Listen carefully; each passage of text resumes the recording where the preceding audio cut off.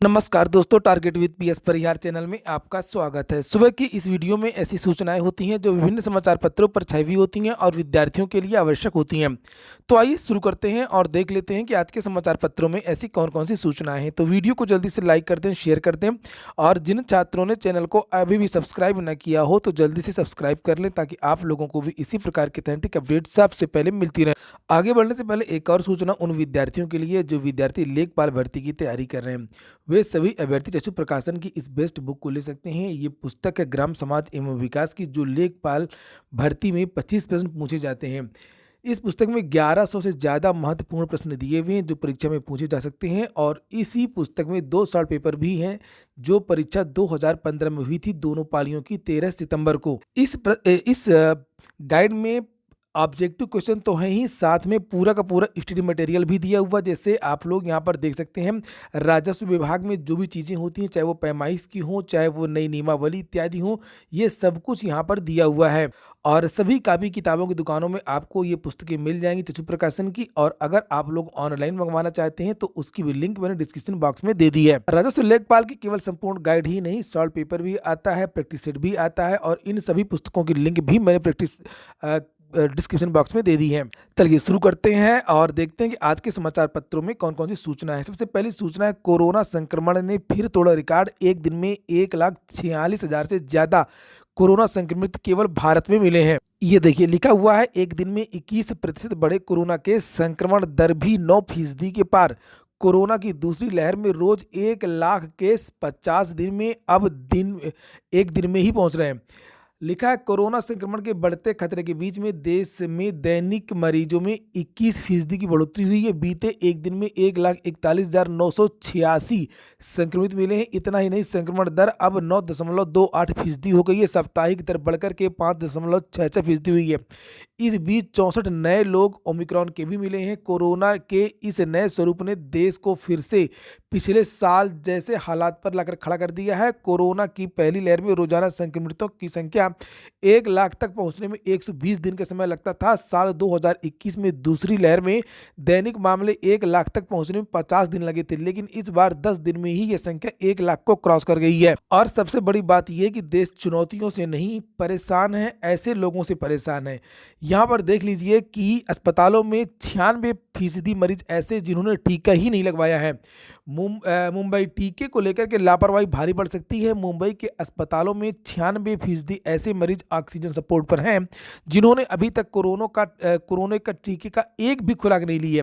टीका लगवा चुके अधिकतर लोगों को भर्ती होने की जरूरत नहीं पड़ती है और मैं भी ऐसे बहुत सारे लोगों को जानता हूं जो उत्तर प्रदेश के हैं और जिन्होंने अभी तक एक भी टीका नहीं लगवाया है। वहीं पर उत्तर प्रदेश की अगर बात करें तो उत्तर प्रदेश में भी कोरोना संक्रमित मरीजों में इजाफा हुआ है। 6,411 नए संक्रमित यूपी में मिले हैं और 6 मरीजों की मौत भी हो गई है। और यही एक वजह है कि यूपी में उच्च शिक्षण संस्थान भी अब बंद कर दिए गए हैं 10 से 16 तक।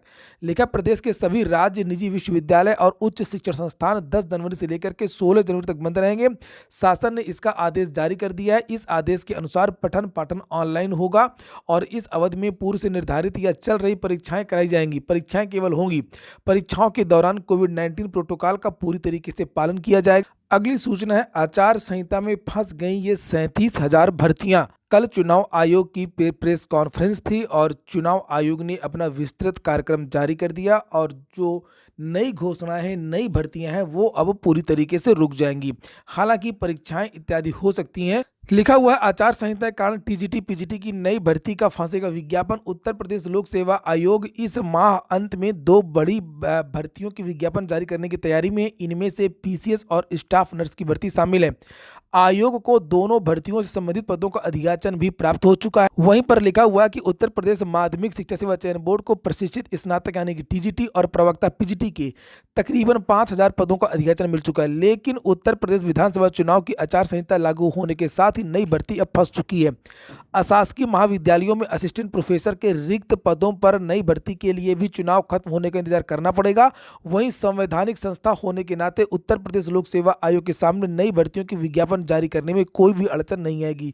तो उत्तर प्रदेश लोक सेवा आयोग से इस समय भर्तियां आ सकती हैं। और आगे लिखा हुआ है कि सूत्रों के मुताबिक माध्यमिक शिक्षा सेवा चयन बोर्ड को 39 विषयों में टीजीटी और पीजीटी के तकरीबन 5000 पदों का अधियाचन मिल चुका है और इनमें से पीजीटी के 23 और टीजीटी के 16 विषय शामिल हैं। प्रतियोगी छात्र नए विज्ञापन के लिए माध्यमिक शिक्षा सेवा चयन बोर्ड में लगातार धरना प्रदर्शन करना है। लेकिन लोक सेवा आयोग से कुछ उम्मीदें हैं। यहाँ पर लिखा है कि यूपीपीएससी इसी माह जारी करेगा 2 विज्ञापन, जिनके बारे में अभी बताया गया था। और उसके साथ में लिखा हुआ कि आयोग को दोनों भर्तियों के अधियाचन तो मिल ही चुके हैं और इसके साथ में एलटी ग्रेड की नई शिक्षक भर्ती का भी अधियाचन मिल चुका है।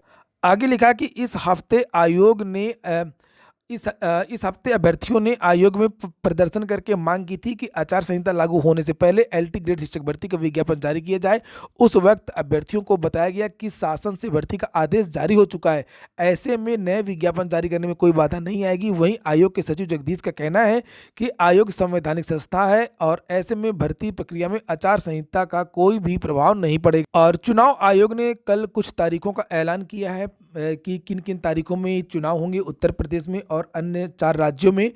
उसी के साथ में एक जो परीक्षा है वो स्थगित होगी। यहाँ पर लिखा हुआ है कि आयोग को टालनी पड़ेगी एसीएफ आरएफओ मुख्य परीक्षा। उत्तर प्रदेश लोक सेवा आयोग को सहायक वन संरक्षक क्षेत्रीय वन अधिकारी 2021 की मुख्य परीक्षा टालनी पड़ेगी। दरअसल आयोग के कैलेंडर में यह परीक्षा 7 मार्च से प्रस्तावित है और 7 मार्च को आखिरी एवं 7वें चरण का मतदान है।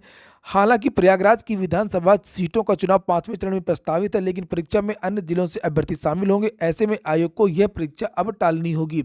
उत्तर प्रदेश लोक सेवा आयोग के बारे में मुझे एक जानकारी और मिली है कि 23 तारीख को जो एई की परीक्षा होनी थी 23 जनवरी को, इसी महीने वो परीक्षा अब स्थगित भी हो सकती है। चूंकि कुछ दिनों पहले विद्यार्थियों ने वहां पर ज्ञापन दिया था और मांग की थी कि इस परीक्षा को स्थगित कर दिया जाए। 23 जनवरी को चूंकि उत्तर प्रदेश में शिक्षक पात्रता परीक्षा है यानी यूपीटीईटी भी हो रही है, तो एक ही दिन में दोनों परीक्षाएं टकरा रही थी, इसलिए विद्यार्थियों ने ज्ञापन दिया था। जानकारी निकल कर के आ रही है कि इस परीक्षा से संबंधित उत्तर प्रदेश लोक सेवा आयोग बहुत जल्दी एक नोटिस जारी करेगा।